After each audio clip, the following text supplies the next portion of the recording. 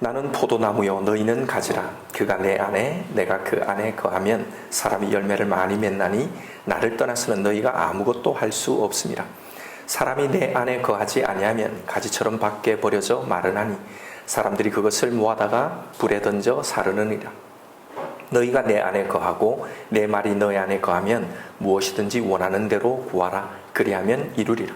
너희가 열매를 많이 맺으면 내 아버지께서 영광을 받으실 것이요 너희는 내 제자가 되리라. 아버지께서 나를 사랑하신 것 같이 나도 너희를 사랑하였으니 나의 사랑 안에 거하라. 아멘. 오늘 설교 제목이 신앙이 가는 길입니다. 우리의 신앙이 어떻게 가며 무엇을 향해 가게 되는지를 오늘 본문의 말씀을 통해 살펴보려고 합니다. 먼저 우리가 맨 처음 신앙생활을 시작했을 때를 한번 생각해 보죠. 우리는 처음부터 하나님에 대해서도 그리고 그 하나님이 우리에게 주신다고 하신 그 복도 사실은 온전히 전부 다 완전히 다 이해하지 못하고 신앙생활을 했습니다. 그러면서도 믿음의 생활이 시작된다는 것이 참 놀랍지 않나요? 여러분, 이건 성경의 인물도 마찬가지인 것 같습니다. 아브라함을 한번 보시죠. 하나님은 그를 부르시면서 당신이 지시하신 한 땅과 많은 후손을 약속하시죠. 그렇게 아브라함이 본토 친척 아비집을 떠나서 신앙생활을 이라는 걸 시작할 때 여러분, 그는 땅에 대한 이 약속이 궁극적으로는 영원한 안식인 본향 천국을 말하는 것이며 아들에 대한 약속이 이것을 이룰 메시아의 구원의 약속이라는 걸 그는 알고 이 신앙의 길을 시작했을까요? 몰랐죠. 그저 여기 하람보다 더 살기 좋은 땅을 주시려나 보다 생각했습니다. 그리고 자신의 그 평생의 한이 되었던 이 자식을 이 신이 주시려나 보다 기대하고 그는 이 신앙의 여정을 시작했던 겁니다. 하란을 떠날 때 그의 나이가 75세였는데 75세나 되었는데도 자식 하나 없이 살았으니 이게 얼마나 한이 맺힌 자신에게는 풀지 못한 그 문제였겠어요. 그런데 이 신이 그걸 풀어준다니까 이렇게 그의 신앙생활이 시작된 겁니다. 야곱도 한번 보죠. 엄마가 꾸었던 태몽 이야기를 그가 들은 겁니다. 여호와라는 신이 말씀하시기를 네 형보다 네가 더 크게 될 거고 더 잘 될 거고 네 형이 너를 섬기게 될 거다라는 말씀을 들은 거예요. 여러분, 쌍둥이라는 게 태어나면서부터 원치 않는 비교를 당합니다. 그런데 늘 남자답고 쿨하고 모든 면에서 앞섰던 형과 비교당하던 야곱에게는요, 이 말이 아마 명확하게 그 심령에 꽂혔는지 모릅니다. 이게 자신에게는 가장 힘든 문제였고 그 당시에는 자신의 인생의 가장 중요한 문제였기 때문이죠. 그래서 그는 이 말을 믿기로 한 겁니다. 그리고 자신이 믿었던 대로 행동하죠. 장자권을 사기도 하고 속임수로 축복권을 가로채기도 합니다. 이게 어쨌든 하나님의 이 예언으로 시작된 일이니 그는 이렇게 신앙생활이라는 걸 시작했던 겁니다. 그런데 여러분, 이 예언이 단순히 아버지의 재산 몇 푼 더 받는 것, 형보다 조금 더 잘 살게 될 거라는 예언이 아니라 하나님의 선택받은 자의 삶, 그들이 받게 되는 그 구원의 축복권이라는 걸 야곱은 알고 이 믿음 생활을 시작했을까요? 아니죠. 한 사람만 더 들어보죠. 요셉입니다. 요셉은요, 어느 날 꿈을 꾸죠. 11곡 식단들이 11별들과 해와 달이 자신에게 절하는 꿈을 꿉니다. 뭔지는 모르지만 이건 좋은 거잖아요. 신나는 거잖아요. 내가 뭔가 대단한 사람이 되려나 보다. 그렇게 큰 비전과 계획 꿈을 가집니다. 아버지의 넘치는 사랑을 받았지만 늘 형들에게는 질시와 따돌림을 당하던 이 요셉에게는 사실은 이건 매우 중요한 문제죠. 이 형들보다 앞서가는 것. 이건 너무나 기대되는 꿈이잖아요. 그런데 여러분, 이 꿈이 지시하는 건 그가 예표할 메시아의 사역이라는 걸 그는 몰랐었단 말입니다. 이렇게 이 꿈의 실체를 알지 못한 채 이 꿈을 꾸기 시작하면서 그의 본격적인 신앙의 이야기가 시작되었던 겁니다. 자, 다들 이렇게 신앙생활을 시작합니다. 각기 나름대로의 꿍꿍이 내가 풀지 못했던 뭔가를 해결받기 위해서 그것에 대한 기대와 그 의욕을 가지고 말입니다. 그런데 정작 이렇게 시작했던 아브라함의 신앙생활은 지시해서 가라고 했던 그 땅에서는요, 정작 발붙일 만한 땅도 얻지를 못하는 겁니다. 그의 일생 동안요. 또 하늘의 별과 바다의 모래와 같이 많을 거라고 하신 그 약속은커녕 아이 하나도 낳지 못하고 100살을 맞이하게 되더란 말입니다. 야곱은 어떻습니까? 이렇게 시작한 신앙생활 내내 그래도 형과 비등비등한, 형과 비슷하게 사는 건 고사고요. 고향집에서도 살지 못하고 하란으로 도망 나와서 거기서 온갖 서름과 속임을 당하고 고생만 진당하고 사는 겁니다. 요셉은 어떻습니까? 더 가관이죠. 형들의 절을 받기는커녕 머나먼 이국 땅 애굽까지 와서 노예로 사는 것도 억울한데 모함으로 억울하게 죄수가 되어서 옥살이까지 하며 살아가더란 말입니다. 이렇게 성경이 소개하는 그들의 신앙생활은 그렇게 출발해서 이 여정을 거쳐갔던 겁니다. 좋은 약속을 받고 나름대로의 기대와 들뜬 마음으로 시작된 이 신앙생활이 그들의 기대에 전혀 미치지 못하는, 아니 그들이 기대했던 것과는 정반대되는 그런 환경으로 가더란 말입니다. 여러분, 이것이 성경이 소개하는 인물들의 신앙생활입니다.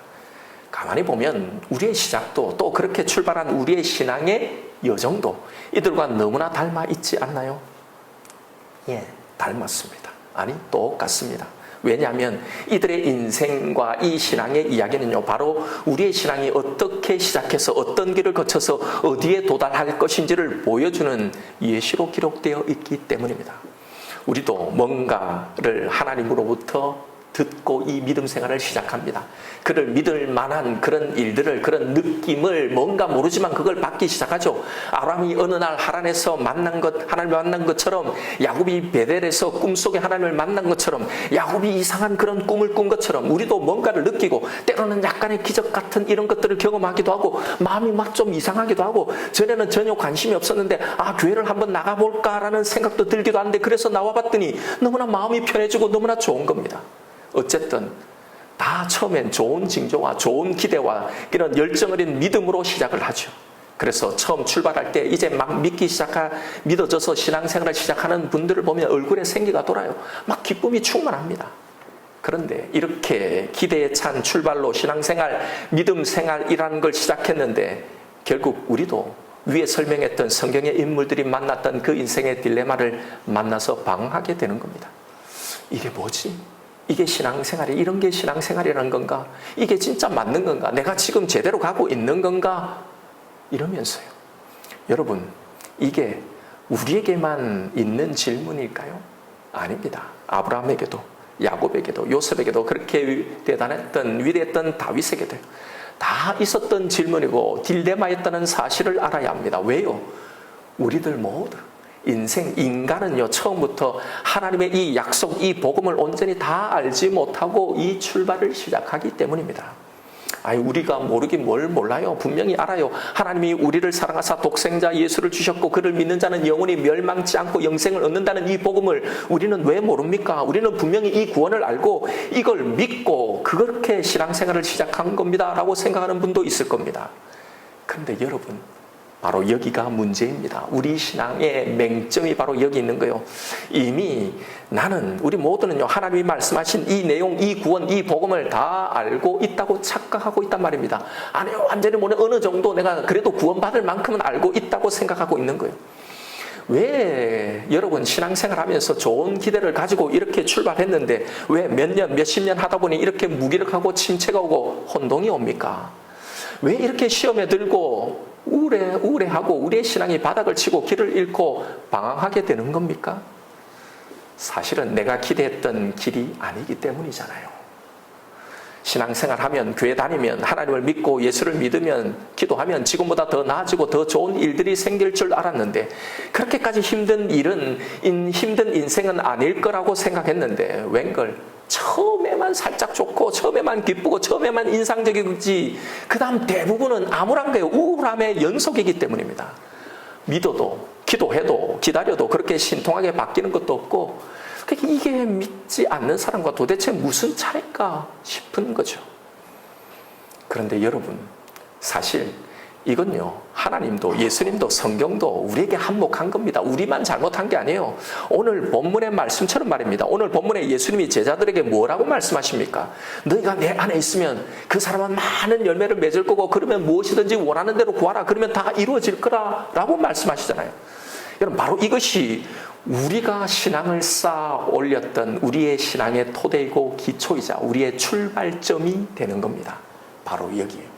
사실 모든 인생의 신앙의 출발은 여기서 시작되는 겁니다. 실은 아브라함도, 야곱도, 요셉도, 다윗도, 우리도요. 나는 순수하게 믿기 시작했는데 그런 것 같은데 라는 생각이 드나요? 그런데 여러분 지금 왜 힘듭니까? 하나님은 바뀌신 게 없는데요. 이건 사실은 그 출발이 하나님의 방향과 달랐다는 걸 말해주고 있는 거예요. 흔히 우리들이 성도들이 불신자들을 대상으로 전도할 때 가장 많이 하는 말, 어필하는 내용이 뭡니까? 오늘 말씀이잖아요. 믿으면, 교회 나오면, 하나님 믿으면, 기도하면 다 들어준다. 병도 낫고, 아이도 하나님이 주시고, 문제도 해결되고, 마음도 편해지고, 만사 형통 다 된다라는 말이잖아요. 예, 거짓말은 아니죠. 사실 우리도 이걸 진짜 믿으니까요. 그래서 우리도 믿고 기도하는 거잖아요. 그런데 처음 믿을 때는 이게 좀 된 것 같은데, 그래서 마음도 좀 편해지고 그냥 기적 비스무리한 식으로 문제도 좀 어떻게 해결되는 걸 경험하기도 하고. 그런데 여러분, 그게 계속 되던가요? 진짜로 하나님의 이 말씀처럼 정말로 내가 주님 안에 정말로 주님의 능력을 진짜 믿고 기도하면, 그렇게 믿고 있으면 정말 무엇이든지 우리가 다 기도하는 대로 다 이루어지던가요? 하나도 안 이루어져요. 뭐 병을 고쳐주고 막 기적을 일으키고 어려운 시험에 막 척척 합격하게 하고 이런 대단한 이런 것까지는 안 바랍니다. 너무나 사소한 것조차도 기도 하나님 안 들어줘요. 늦은 밤에 막 주차장이 없어가지고 하나님 자리가 없어서 하나님 제발 한 대만 좀 있게 해주십시오. 아니면 막 가족끼리 모여서 막 맛집에 겨우 예약했는데 하나님 오늘 제발 좀 줄이 안 서게 해주세요. 하나도 안 들어줘요. 그죠? 이런 게 짜증나고 열받고 지치게 만드는 겁니다. 아니 하나님이 내가 큰 거 기대합니까? 아니 그냥 좀 무난하게 평범하게 사는 이런 것도 못 해줍니까? 아니 그래도 내가 좀 하나님 믿을 만한 맛이 있어야죠. 이럴 거라면 뭐하러 내가 당신을 이렇게 믿고 기도합니까? 무슨 차이가 있습니까? 아니 이미 잡아놓은 물고기라고 아무것도 안 줍니까? 이런 불평이 나오죠. 여러분, 왜 예수님은 이런 말씀을 하셨을까요? 이런 생각을 해보시지 않았습니까? 아니 금방 들통날 거잖아요. 왜 성경은 이런 기대를 가지게 만드는 말씀이 계속 나올까 말입니다. 여러분 여기만 하셨다면 모르는데 여기만 하신 게 아니잖아요. 구하라 그러면 주실 것이요, 찾아라 그러면 찾을 것이라, 두드리면 다 열릴 거다. 무엇이든지 기도하고 구하는 것은 다 받은 줄로 믿어라. 그래야면 그대로 될 거다. 믿는 자에게는 능치 못할 일이 없느니라 라는 이런 말씀 등등요. 실제로 우리가 신앙생활 하면서 이렇게 다 안 되는데도, 이 말씀을 그대로 경험할 수 없게 되는데도 왜 예수님은 이런 말씀을 해서 우리를 힘들게 하고 오히려 시험에 들게 하고 그렇게 할까 말입니다. 그냥 일단 전도해서 어쨌든 교회에 등록하고 나오게 하려고 미끼로 사용하신 건가요? 여러분 이게 우리는 이해가 안 돼서 예수님께 항변을 하고 있지만요. 그런데 여러분 사실은 예수님은 이것이 사실이고, 그리고 이것이 무엇을 의미하는지를 자세히 설명해 주셨습니다. 단지 우리가 이 설명에는 관심이 없고 오직 기도하면 들어준다는 이 말씀, 그것을 편집해 놓고 붙들고 우리의 신앙생활을 출발을 해놓고도 여전히 그것만 붙들고 가고 있기 때문이에요. 지금까지 제자를 향해 하신 이 모든 말씀을 여러분 다시 가서 한번 찬찬히 보십시오. 제자들도 사실은 그물에 가득 찬 그런 물고기를 보고 이 제자 생활, 이 믿음 생활을 시작한 거잖아요. 아, 이 사람을 따라다니면 이 사람이 뭔가 대단한 능력이 있구나. 적어도 먹을 걱정은 안 하겠구나. 그런데 대단히 이 로마에 대항할 힘도 있으니 앞으로 이 사람을 따라다니면 어떤 한 자리 하겠구나. 뭔가 좋은 일이 있겠구나라는 이 기대를 가지고 다 따라간 겁니다. 그런데 제자들을 향해 지금까지 동고동락 하시면서 예수님은 그들이 착각하고 있었던 그 제자의 길, 그 출발, 그들을 향해 이 제자의 길이 무엇인지를 분명하게 설명하고 계셨단 말입니다. 오늘 본문의 이 말씀도 이 신앙의 길, 이 제자의 길이 무엇인지를 설명하는 내용인 겁니다. 그런데 우리는 이런 말씀들을 내가 붙들고 싶은 말씀, 내가 듣고 싶은 이런 구절들만 딱 붙들고 있는 거죠. 그런데 여러분, 이 말씀이 우리가 어떻게 기도해야 이런 능력, 우리가 기도하면 이렇게 된다라는 우리의 기도의 자세, 이 기도의 효력, 이런 것들을 말씀하시는 게 아니라 이 말씀이 성령에 대한 설명으로 나왔다는 걸 여러분 아시나요? 이걸 읽으면서 이걸 잘 인식하고 있지 못하는 겁니다. 그냥 앞뒤의 말씀은 쏙 빼버리고 내가 믿고 싶고 듣고 싶은 이 말씀만 편집해서 내가 해석한 것으로 믿고 있기 때문이죠.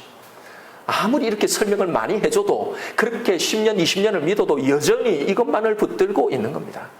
이런 식으로 우리의 신앙의 토대를 쌓고 바로 여기서 내 기대에서 우리의 신앙을 출발하고 여전히 그걸 유지하고 있기 때문이에요. 여러분, 오늘 본문의 이 말씀은 14장부터 이어오는 말씀으로 자신들의 기대로 가득 차서 예수님을 지금 따라오고 있는 이 제자들에게 너희가 시작한 이 길이 어떤 길인지, 너희가 이제 어떤 길을 가야 하는지를 설명하는 내용입니다. 당신이 죽음으로 떠날 것을 말씀하시자 제자들이 두려워하며 동요하죠. 이제 예수님이 없으면 우리는 어떻게 되나? 어떻게 해야 하나? 그런 그들을 향해 두려워하지 마라. 내가 결코 너희를 고아와 같이 버려두지 않을 것이다. 내가 가면 대신 오시는 분이 있다. 그가 너희와 함께 할 것이라는 걸 설명하시는 겁니다. 그러시면서 이 성령이 왜 오시는 건지, 그리고 이 성령과 함께 제자들은 무엇을 해야 하는지를 설명하는 내용이 바로 오늘 본문이 있는 이 15장 전체 내용입니다. 왜냐하면 이제부터는 예수님과 신앙생활하는 게 아니라 이 성령님과 함께 동고동락하며 함께 신앙생활하며 이 길을 가기 때문입니다. 여러분, 우리가 비록 처음부터 하나님의 복, 그 구원의 선물을 온전히 다 이해하고 출발한 건 아니지만 이렇게 출발한 우리에게 성경은 끊임없이 이 복이 뭔지, 우리가 받게 될 이 구원이 뭔지, 우리가 어떤 과정을 통해 이 목적지에 도달하게 되는지를 끊임없이 우리에게 설명해 오셨다는 사실을 알아야 합니다. 그래서 이제는 그걸 듣고 그걸 배우고 그걸 믿으며 이 길을 가야 한다는 거예요. 오늘 우리가 출발하며 우리가 기대했던, 그래서 그게 우리의 신앙의 기초이고 베이스였던 그 오해, 그 출발에 대해서 설명하시는 예수님의 말씀을 듣게 될 겁니다. 하나님은 전능하시기 때문에 당신을 믿으면, 그를 향해 기도하면 내가 원하는 기도를 다 들어주실 거라는 바로 이 출발, 이 오해에 대해서 말입니다. 여러분, 제가 지금까지 이렇게 장황하게 설명드린 이유가 결국은 우리의 신앙이 대단한 것 같고 믿음이 대단한 것 같지만 사실 우리의 신앙을 까서 그 밑바닥, 그 기초를 보면 우리의 신앙의 견고한 토대가 바로 이거라는 걸 말하려고 했던 겁니다. 지금 제자들에게 이 설명을 해주시는 거예요. 이것에 대해서 이제 우리가 어떤 길을 가야 하는지, 그리고 어떻게 여기에 도달하게 되는지 바로 예수님이 보내실 이 성령님을 통해서 말입니다. 왜냐하면 아까 말씀드린 것처럼 이제 제자들은 예수님과가 아니라 이 성령님과 함께 이제 이 길을 걸어가기 때문이죠. 이 15장에서는 이 성령님이 제자들과 뭘 하기 위해서 오셨는지 그 내용을 성령님의 이 땅에 오셔서 하신 그 주사역을 크게 세 가지로 설명하고 있습니다. 앞으로 우리는 성령님이 왜 오셨는지, 그래서 우리는 이 성령님과 뭘 해야 하는지를 차례로 살펴볼 겁니다. 먼저 오늘 제일 첫 번째 오늘 본문의 내용입니다. 믿으면, 기도하면 내가 원하는 것을 들어주신다는 신앙으로 출발했던 우리에게 이제 이 믿음의 길에 대해서 설명하고 계신 겁니다. 하나님은 우리에게 절대로 거짓말 하시지 않으셨습니다. 우리가 달콤한 미끼에 속아서 신앙생활을 시작한 게 아닙니다. 분명 우리는 그 약속하신 그 모든 축복을 받게 될 것이고, 우리는 정말 잘 될 것이고 형통하게 될 것이고, 우리가 하는 모든 기도는 정말로 다 응답받게 될 겁니다. 그런데 어떻게, 무엇으로 여기에 도달하게 되는가 하는 겁니다. 우리가 믿고 출발했던 이것이 진짜 뭘 통해 어떻게 진짜 우리에게 이루어지는가 하는 겁니다. 바로 나뭇가지에 딱 달라붙어 있음을, 즉 예수님과 연합함으로 이루어진다는 거예요. 바로 이게 성령의 일이고 바로 이걸 위해서 성령님이 오셨다는 겁니다. 그러니 너희는 이 성령님과 다른 일이 아니라 바로 이 일을 하라고 하시는 겁니다. 우리의 신앙의 일이 바로 이겁니다. 꼭 붙어 있는 것. 그런데 나무인 예수님과 완전히 연합되어야 우리가 믿었던 이 결과가 나오는데 우리는 이 연합에 주목하지 않고 그 결과만을 보는 겁니다. 그러니 당연히 문제가 생기죠. 그러니 우리가 이 출발을 했는데 중간에 길을 잃고 방황하게 되는 겁니다. 성령에 대한 치명적인 오해도 바로 우리의 잘못된 출발, 여기서 시작되는 겁니다. 성령에 대한 우리의 깊은 오해는요, 이 성령을 받아서 우리가 권능을 받고 이 권능을 행하고 치유와 기적들을 체험하고 영적인 체험들을 하는 것, 이게 성령의 주 사역이라고 생각하는 겁니다. 그래서 그래서 대개 성령의 역사를 능력 행함으로 거기에 모든 포커스를 맞추고 그것으로 인식하는 거예요. 그리고 이것만을 강조하고 가르치는 목사들, 그런 신앙의 부류들이 존재하고 있기 때문에 여러분, 분명히 성경을 근거로 말씀드리는데 성령은 이걸 위해 오시지 않았고 이것이 성령님을 보내신 궁극적인 목적도 아닙니다. 고로 우리는 성령의 이런 능력 행함이나 은사 같은 이 부수적인 측면이 아니라요, 진짜 성령을 주신 이유, 그 성령을 우리가 받아서 그걸 가지고 뭘 하라고 하시는 건지, 우리가 이 성령님과 함께 걸어갈 우리의 신앙의 그 길이 뭔지 그걸 보고 그걸 추구해야 하는 겁니다. 지난번에 사무엘서를 살펴보면서 사울에게 임한 하나님의 영에 대해서 설교하면서 이 말씀을 드렸는데요, 여러분, 사울에게도 하나님의 영, 성령이 임하였습니다. 사무엘상 10장 10절이에요. 이 말씀은 사무엘이 그에게 기름 부음 받으면서 하나님이 너를 왕으로 선택하셨다라고 말하면서 이제 너에게 세 가지 징조가 있을 건데 그 가운데 한 가지가 바로 하나님의 영이 임하는 겁니다. 이렇게 나와요. 그들이 산에 이를 때 선지자의 무리가 그를 영접하고 하나님의 영이 사울에게 크게 임함으로 그가 그들 중에서 예언을 하니. 한 번뿐만이 아닙니다. 사울에게 성령이 또 임하는데 사무엘상 16장 6절에요. 그가 이번에는 왕으로서 행한 첫 번째 전쟁 때의 모습입니다. 이렇게 나옵니다. 사울이 이 말을 들을 때 하나님의 영에게 크게 감동되며, 자, 이때는 그래도 사울의 정신이 건강할 때입니다. 예, 충분히 우리가 하나님의 영이 임했다는 걸 오해 없이 의문 없이 받아들일 수 있어요. 그런데 여러분, 사울이 질투에 눈이 멀고 악신이 그의 심령을 지배하고 있었던 때도 놀랍게도 성령이 임하셨다는 사실. 사무엘상 19장 23절에요. 사울이 라마나요스로 가니라 하나님의 영이 그에게도 임하시니 그가 라마나요스에 이르기까지 걸어가며 예언을 하였으며. 자, 보세요. 하나님의 영이 이때에 사울에게도 임한 겁니다. 이게 무슨 의미 있는지를 그때 설명을 드렸는데 오늘 이 시간 다 나눌 시간이 안 됩니다. 여러분, 이렇게 사울에게 하나님의 은사적인 측면이 보여져요. 심지어는 사울의 명령을 받아서 다윗을 죽이려고 보낸 암살자들에게조차도 하나님의 영이 임해서 그들도 예언을 했단 말입니다. 자, 이걸 보면 얼마든지 성령은요, 당신의 주권적인 의지에 따라서 그 사람의 신앙과 인격과 상관없이 당신의 주권적인 뜻에 따라서 필요에 따라 은사적인 일들도 행하실 수 있다는 겁니다. 그 사람이 진짜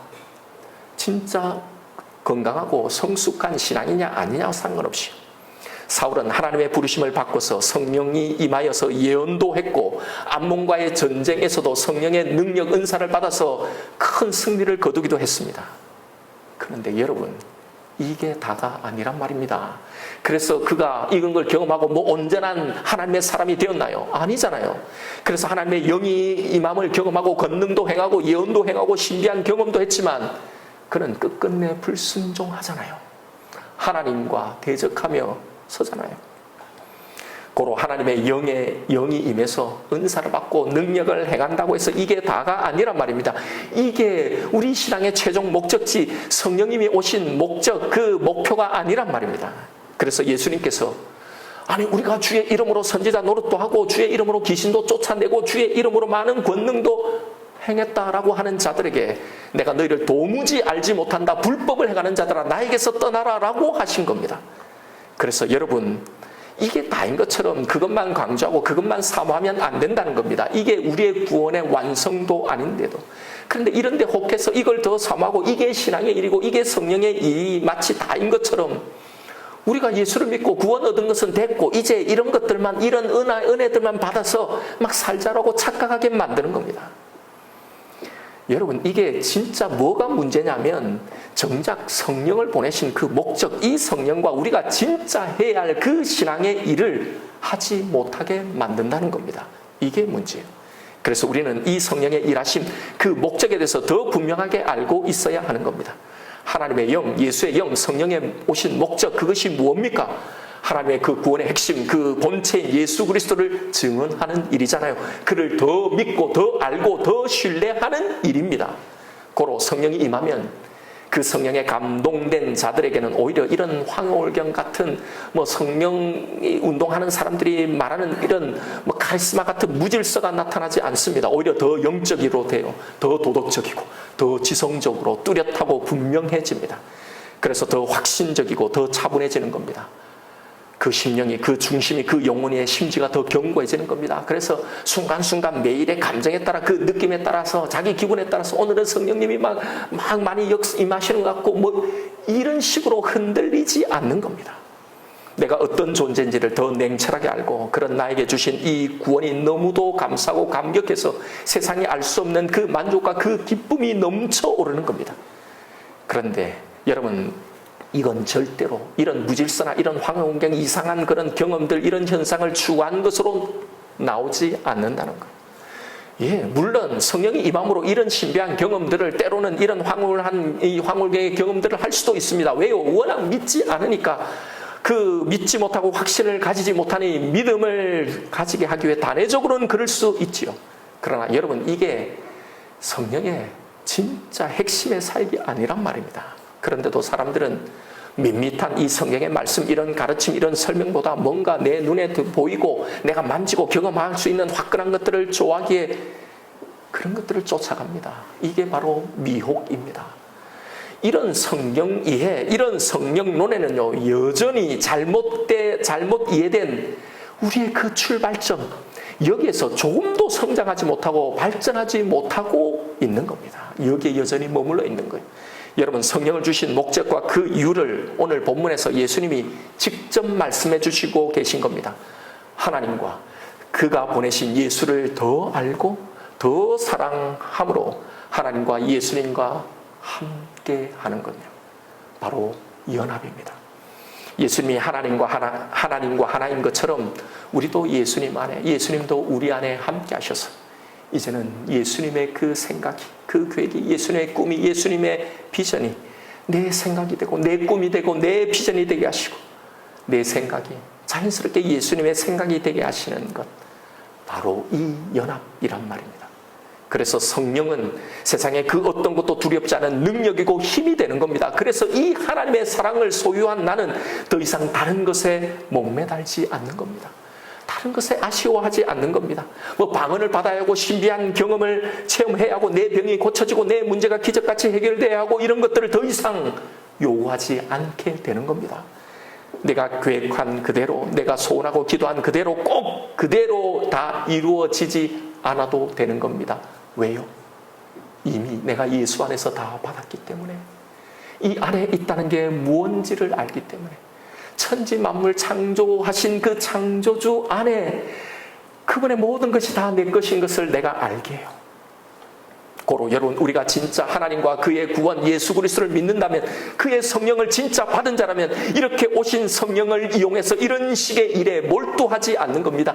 그 신앙은 이런 길을 가지 않는 거예요. 오히려 이건 반성령적인 방향이라는 걸 알아야 합니다. 이런 성령 운동으로 기울어져 있는 사람들이 실제로 원하는 속내가 뭘까요? 냉정하게 보십시오. 냉정하게 보면 예수 그리스도가 나를 구원하셨는데도 아직 그것만으로는 안 되는 사람들입니다. 그것만으로는 부족하죠. 여전히 내 속에 뭔가 차오르는 확신이, 느낌이, 그런 기쁨이, 그런 감격이 있어야 하는 겁니다. 그게 어떤 신비한 경험으로, 신비한 체험으로 확인되어져야 하는 겁니다. 성경이 아무리 당신의 그 사랑을 이야기해놔도 성경의 말씀 그거로는 안 되기 때문이에요. 그래서 내 병이, 내 문제가 해결되어야 하는 겁니다. 하나님이 나를 영원히 지켜주시고 나에게 영원한 생명을 주셨다고 그렇게 말씀하심에도 그래도 그게 중요한 게 아니라 지금 내 병이 나야, 지금 이 문제가 해결되어야 하는 사람들이란 말입니다. 여러분, 이게 어떻게 예수만을 증거하는, 예수만을 믿게 하는 성령의 사역이 될 수 있냔 말입니다. 다 이 성령을 가지고 결국 뭘 하려고 하는 겁니까? 내가 원하는 것, 우리 신앙의 첫 출발, 다 그것. 내가 원하는 걸 더 빨리, 더 손쉽게, 더 거대하게, 더 화려하게 만들려고 하는 겁니다. 보세요. 이게 처음 우리가 가지고 출발했던 그 신앙에서 단 한 발자국도 하나님을 향해 나아가지 않은 모습 그대로인 겁니다. 여전히 그 첫 기대, 그 첫 신앙 그대로 머물러 있는 겁니다.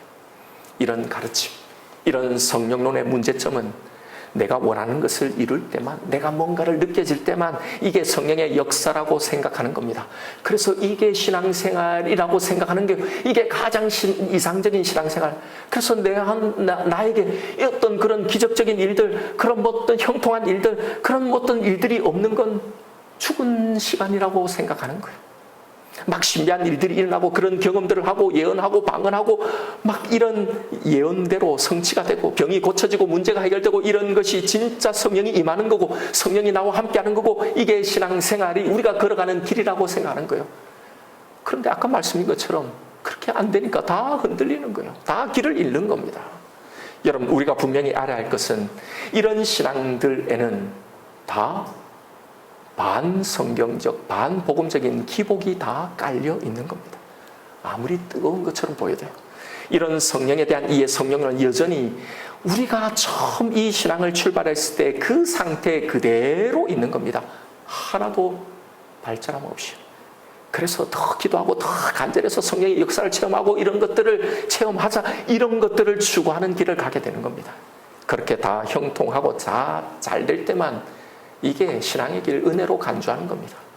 그런데 여러분, 아닙니다. 안 될 때도 거기에 하나님의 역사가 있고 거기에 성령님이 임재하시고 거기에 성령님이 우리와 함께 하시고 성령님의 역사하심이 있는 거란 말입니다. 바로 거기서 우리는 진짜 하나님을 만나고 그가 주신 이 복의 실체를 깨닫고 결국 그것을 누리게 되는 겁니다. 그래서 여러분, 아브라함도 오랜 기다림의 시간을 그래서 살아갔던 겁니다. 그렇게 거창한 믿음의 출발을 했지만 그 오랜 기다림의 시간들, 그 신앙의 출발의 이유였고 자신의 전부였던 이 아들 이삭을, 이걸 절대로 포기할 수 없었지만 이걸 죽여 바치는 그 모리아산, 바로 거기서 그런 하나님의 복의 실체인 예수 그리스도를 본 겁니다. 야곱은요, 험악하고 굴곡진 그 시간들, 조상들보다 내가 험악한 세월을 살았다고 하잖아요. 그 시간들을 다 살아낸 후에 진짜 복이 무언지를 알고, 그래서 이 세상의 복이라는, 최고의 복을 받은 자라는 애굽의 바로가 부럽지 않은 거예요. 그래서 그를 축복하는 자가 된 겁니다. 요셉도 그 모진 삶을 다 살아낸 후에 자신의 이 억울했던 이 시간들이 결국 구원을 위한 하나님의 준비였다는 사실을 알고 자신의 형들과 화해하고 자신의 지나왔던 그 모든 시간들과 화해하고 결국은 이것을 찬양하고 감사하게 되었다는 말입니다. 무엇이 이것을 가능하게 한 겁니까? 그 시간들 속에 어떤 시간이요? 기도하면 다 응답받고 아무 근심 걱정 없이 살아가려 했던 그 평안한 시간들요? 아니에요. 그런 걸 기대하고 출발했지만 정작 그것이 아니라 모질고 험악하고 굴곡진 그 시간들 속에, 환난과 어려움 속에, 걱정과 근심에 있는 그 상황 속에, 그 시간 속에 그들과 함께 하셨던 그 하나님의 영, 그 성령님이 하신 그 작업 때문입니다. 바로 하나님과의 연합. 결코 그분의 뜻에 동조할 수 없고 그분의 결정을 받아들일 수 없었던 우리가 그분의 결정 모든 것을 다 신뢰하고 아멘 주 예수여, 아멘 하나님, 나에게 이 모든 것이 선한 것인 줄 믿습니다. 그 하나님을 받아들이는 그 하나님과의 연합, 그가 내 안에, 그의 말씀이, 그의 약속이 내 안에 함께 거하게 하시는 이 연합 말입니다. 이게 바로 여기서 예수님이 말씀하신 무엇이든지 원하는 대로 구하면 다 이루어지는 그 상태인 겁니다. 어떻게 해요? 예수님과 내가 하나로 연합함으로, 내가 예수님 안에, 예수님이 내 안에 거하심으로 이제는 내 생각, 내 소원, 내가 구하는 것이 예수님의 것과 결코 다르지 않기 때문입니다. 그래서 여러분, 내 뜻대로 안 돼도 이건 다 된 거예요. 다 응답받은 겁니다. 다 감사하고 다 만족한 겁니다. 더 이상 뭔가 부족해서 그걸 애달하고 아쉬워하고 애석하고 억울한 것이 없는 겁니다. 이게 성령님이 오셔서 우리에게 진짜 하시려는 일입니다. 9절 말씀을 보십시오. 아버지께서 나를 사랑하신 것 같이 나도 너희를 사랑하였으니 나의 사랑 안에 거하라. 여러분, 바로 이거예요. 예수님의 그 사랑 안에 거하는 것. 여러분, 이게 우리가 성령님을 통해 그와 함께 해야 할 일인 겁니다. 이게 여기서 우리가 가야 할 신앙생활의 길인 겁니다. 내 속에 계신 이 성령님과 이 일을 하십시오. 예수님은 하나님이 당신을 이 땅에 보내셔서 하시려고 하는 그 일을 다 알았습니다. 그건 왕의 대관식이 아니라 십자가의 죽음이셨죠. 그러나 예수님은 아버지 안에 계셨기에 그의 사랑을 믿었고 알았던 겁니다. 그래서 이 죽음에도 그 어떠한 억울함도 아쉬움도 분함도 없었던 겁니다. 아버지여, 내 뜻대로 마옵시고 아버지의 뜻이 이루어지이다. 이것이 예수님이 구하신 것이었고 그 구하신 그대로 다 이루어졌던 겁니다. 여러분, 바로 이거예요. 우리 보고 이렇게 당신과 하나가 되자고 하시는 겁니다. 그로 인해서 내가 너에게 한 약속, 이것을 이제는 진짜 누리며 가라는 겁니다. 내 기쁨이 너에게 충만하게 하려 하였노라. 그래서 우리에게 성령을 주셨다는 겁니다. 그래서 이 성령과 이 일을 하라고 말입니다. 무슨 일이요? 예수님의 그 사랑 안에 거하는 일. 당신이 나를 얼마나 사랑하셨는지 그 사랑 안에 거하는 이 일 말입니다.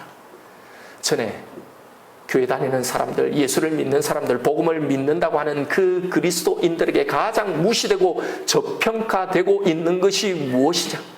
그게 바로 자신들이 철석같이 믿고 있다는 복음이라고 했습니다. 이게 이 시대 에서들의 장자권이에요. 죽 한 그릇만도 못하는, 잠시에 지금 배고픔도 해결해 주지 못하고 이것에 대해서 아무런 것도 해주지 못하는 무기력한 것으로. 여러분, 왜 그럴까요? 그들은 물론 출발은 그렇게 했지만 성령님과 함께 그 이후에 이 일을 하지 않았기 때문입니다. 다들 한 방에 해결해주는 그 성령의 힘, 그 능력 행함을 원하지, 이 일, 예수님과 하나님과 하나 되는 그 일을 하지 않은 겁니다. 그 사랑 안에 내가 거해 보려고, 지금 이 절체절명의 위기 속에, 이 어려움 속에 내가 그 속에 거해 보려고 하는 이 일을 하지 않은 겁니다. 그 사랑에 대해서 주목하지 않고 이걸 묵상하고 이걸 이길 힘으로, 진짜 이걸 능력으로 삼으려고 하지 않았기 때문입니다. 이 사랑의 약속을 믿어보려는 애씀이 없는 겁니다. 전에 성령님의 역할이 우리에게 더 열매를 맺게 하기 위해서 가지치기를 하신다고 했잖아요. 내가 기대했던 바가 여러분 아닌가요? 내가 소원했던 그런 결과가 아닙니까? 내가 기도한 대로, 내가 꿈꾸던 그 신앙, 그 소망대로 안 되나요? 그래서 신앙의 길을 잃어버리고 방황하고 있나요? 이게 진짜 신앙의 길이가, 이게 진짜 믿는 것인가 혼돈스러운가요? 여러분, 바로 이 시간 여기에 성령님이 지금 나와 함께 걸어가고 계신 시간인 겁니다. 신앙의 출발은 했지만 다 알지 못하고 온전히 알지 못해 출발했던 우리의 그 신앙의 방향과 그 길을 이제는 진짜 제대로 잡으려고 하시는 겁니다. 그래서 진짜 우리를 구원할 길, 진짜 우리를 행복하게 할 길, 그 약속하신 그 모든 만족 안에 거하는 그 길을 가게 하기 위해서요. 예수가 있어도, 하나님이 있어도, 그를 믿어도 다른 무언가가, 내가 원하는 무언가가 꼭 있어야만, 해결되어야만 기쁘고 만족하고 믿을 수 있었던, 그런데 사실은 진짜 예수님만한 하나님을 믿지 못했던 우리의 신앙을 이제는 내가 바라던 그것이 없어도 그래도 감사하고, 그래도 행복하고, 그래도 충분한 진짜 복의 상태에 이르게 하기 위해서 성령님이 우리가 믿고 있는, 우리가 잘못된 그 길을 가는 그것을 가지치게 하고 계신 겁니다. 그래서 우리에게 이런 일들이 일어나는 겁니다. 그래서 아브라함에게도, 야곱에게도, 요셉에게도 이런 일들이 일어났던 거예요. 여러분, 이제 우리는 조금씩 자라나십시다. 아브라함의 그 신앙의 여정이 보여주었던 것처럼, 야곱이, 요셉이, 그 위대했던 다윗도 그러했던 것처럼, 발붙일 땅도 하나도 없이 떠돌아다니던 그 불안한 그 시간들 속에서 아무리 기다려도 한 명의 아이도 태어나지 않았던 그 지리한 그 기다림의 시간들, 그것을 하나하나 지나오며 자랐던 것처럼, 야곱의 하란의 그 억울한 시간들처럼, 요셉의 그 원통한 감옥의 시간들처럼, 다윗의 광야의 그 시간들처럼 성령님이 그들과 함께 하셨던, 그들이 성령과 함께 했던 그 일을 우리도 지금 여기서 해야 한다는 겁니다. 그 일은 우리가 하나님의 약속, 그의 사랑 안에 거하는 겁니다. 이 시간들조차도, 지금 내가 경험하고 있는 이 힘든 시간들조차도 그 사랑 안에 있음을 믿고 붙들고 그 안에 있으려고 몸부림을 치는 겁니다. 여러분 8절을 한번 보십시오. 너희가 열매를 많이 맺으면 내 아버지께서 영광을 받으실 것이요 너희는 내 제자가 되리라. 여기서 주님이 기대하시는 그 열매, 그걸 통해 하나님이 받으시겠다는 그 영광스러운 열매가 뭘까요? 바로 이 성령님과 함께 맺는, 함께 가면서 맺는 우리의 마음을 말하는 겁니다. 그 사랑 안에 이제 무엇이든지 다 받아 누리는 삶, 이제 다 받았다는 것을 아는 삶, 그게 없어도, 그 간절한 게 이루어지지 않아도 괜찮은, 하나님 안에서 충분한 평안과 안식을 누리는, 이걸 믿는 우리의 마음의 크기, 그게 하나님이 찾으시는 열매입니다. 하나님이 받으시는 영광입니다. 우리에게 찾으시고 우리가 하나님께 올려드리길 원하는 그 영광이 바로 이겁니다. 여러분 신앙생활이 바로 이걸 하는 것 아닙니까? 이제는 조금씩 알아가십시다. 이 신앙생활, 이 믿음이 무엇인지, 이 신앙의 길은 어떤 것인지를 말입니다. 그리고 자라가십시다. 예수 믿고 천국만 가면 된다라고 거기에 머무는 이 믿음의 상태로만 머물러 있다면 미안한 말이지만 농부이신 하나님의 입장에서는 이건 완벽하게 실패한 농사입니다. 왜요? 농부가 의도한 그 열매가 거기에 하나도 없기 때문입니다. 여러분 지금 우리가 머물고 있는, 가고 있는 방향이 혹시 이러지는 않는지를 보십시오. 여러분 그래서 우리에게, 우리의 이 신앙의 길에 성령님을 보내주셨습니다. 그 성령님과 우리가 진짜 해야 할 일을 이제 하십시다. 나는 정말 그 사랑으로 만족하고 있는가? 그것으로 나는 되는 그 신앙인가? 정말 나는 이걸 믿고 있는가? 그 사랑을 믿고 있는가는 점검 말입니다. 그 사랑 안에 머무는 이 일 말입니다. 자꾸 하나님의 사랑 밖으로 끌어내려는, 그래서 우리를 의심하게 하고 신뢰하지 못하게 하고 우울하게 만들고 침착하게 만들고 무력하게 만드는 이 사단의 모든 공격들과 싸우는 일입니다. 그 시간들 속에서 이 일을 하는 겁니다. 여러분 기적 같은 문제 해결 이것만을 추구하지 말고 바로 여기서도, 바로 이 시간 속에서도 하나님의 사랑이 있음을, 이 시간에도 그 안에, 이 시간들도 그 안에, 사랑 안에 있는 시간임을 믿는 이 일을 하십시다. 지금 여러분 어떤 어려움들이 있습니까? 그 힘든 시간조차도 이 하나님의 사랑 안에, 이 신실하신 약속 안에 있다는 걸 믿는 일을 하십시다. 바로 이때가 진짜 성령님과 일하는 때입니다. 여러분 죽지 않아요. 망하지 않습니다. 선포하십시오. 이것을 믿고 나가십시오. 나의 모든 것을 이 하나님의 사랑에 감싸고 있다는 걸 믿으십시오. 우리의 진짜 신앙생활은 바로 이 시간, 바로 여기서 이루어지는 겁니다. 그래서 여러분 여기서 방황하지 말고 딱 하나 명확하게, 여러 가지 목표 삼지 말고 딱 하나만 목표를 삼아서 가십시다. 지금 이 시간도 하나님의 사랑 안에 있다는 걸 내가 믿고 나가겠다고, 이걸 놓치지 않겠다고. 그로 인해 여러분 오늘 말씀하신 무엇인지 구하는 대로 다 이루어지는 그 절대 만족, 그 절대 평강을 이제 조금씩 알아가고 누려가고 가시는 저와 여러분 우리가 되기를 주님의 이름으로 축원드립니다. 이 시간 주신 말씀 붙들고 기도하십시다. 내 뜻대로 마옵시고 아버지 뜻대로 하옵소서. 여러분 우리는 언제쯤 이 예수님의 기도를 우리도 진심으로 할 수 있게 될까요? 우리에게 주신 이 구원은 바로 이 믿음, 이 마음의 상태로 우리를 초청하고 있는 거였습니다. 우리의 신앙의 길은 여기를 가야 하는 겁니다. 그냥 예수 믿고 천국 가면 된다고 끝이는 그 자리가 아니라요. 결국은 내가 이 알량한 지혜로, 이게 없으면 안 되고 이게 없으면 끝장날 것 같이, 그래서 소원했던 그것보다 비교할 수 없는, 아니 그것과는 완전히 다른 하나님 주시는 그 은혜, 그 평강을 누리는 그 상태. 그래서 우리의 신앙의 길은 내 뜻대로가 아니라 바로 여기를 향해 가게 되는 겁니다. 그래서 우리가 가는 이 신앙의 길은 내 뜻대로 되지 않는 일들이 그래서 일어나는 겁니다. 그래서 여러분, 이건 잘못된 게 아니고 바로 이 시간들이 우리가 성령과 해야 할 진짜 중요한 일이 있는 겁니다.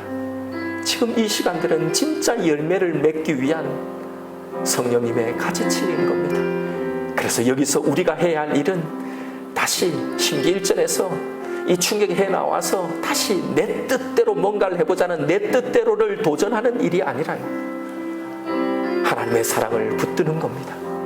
그 사랑 안에 거하고 그 사랑 안에 안심하려고 몸부림치는 겁니다. 이게 우리의 신앙이 가는 길입니다. 이런 가지치기 하나하나를 경험하면서 우리는 진짜 복이, 진짜 능력이, 진짜 우리를 살게 하고 행복하게 하는 것이 무엇인지를 알고 맛보게 되는 겁니다. 모든 신앙은 다 이 길을 간 겁니다. 그리고 결국은 우리도 하나님 내 뜻대로 마옵시고 하나님 당신 뜻대로 하옵소서, 바로 여기에 도달하게 되는 겁니다. 결국 그 하나님의 신실하심, 그 사랑 안에 그 어떤 것도 다 받아 누리는, 아니 이제는 그 어떤 것도 아쉽거나 부족하지 않은 그 충만을 경험하게 되는 겁니다. 이렇게 우리의 첫 출발의 그 길에 그때 받았던 그 약속이 이렇게 이루어지는 겁니다.